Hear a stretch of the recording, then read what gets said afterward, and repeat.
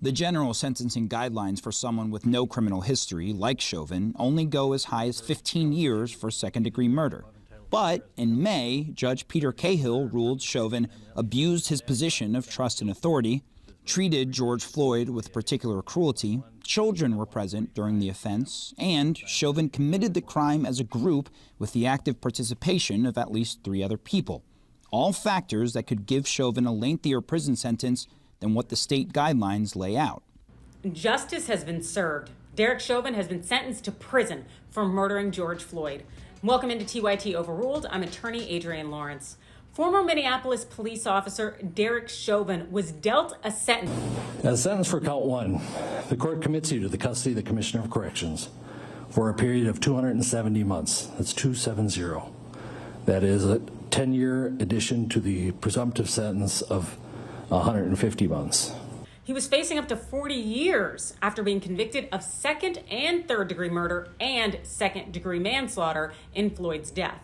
Now, the prosecution sought a 30-year sentence, while Chauvin's attorney, they wanted probation or time served.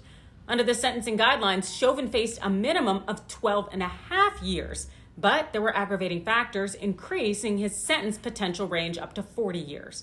And under Minnesota law, Chauvin could be released for good behavior after serving some 2/3 of that time.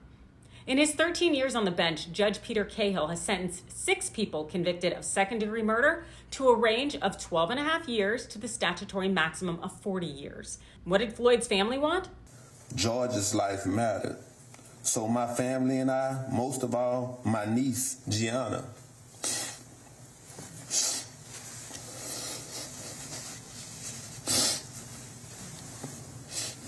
My niece, Gianna, she needs closure. I'm asking that you please find it suitable to give Officer Chauvin the maximum sentence possible, charge that he has been found guilty for. In addition to hearing the victim impact statements today from Floyd's family and loved ones, those from the public, their statements were also received. Given the far-reaching impact of Chauvin's actions, it was an unprecedented move for the Minnesota Attorney General to invite members of the public to submit their impact statements ahead of today's sentencing. Now, these statements were likely read before the hearing, but they were taken into consideration.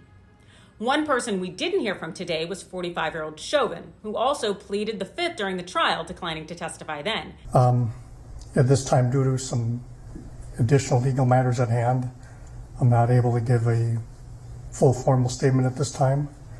But very briefly, though, I do want to give my condolences to the Floyd family. There's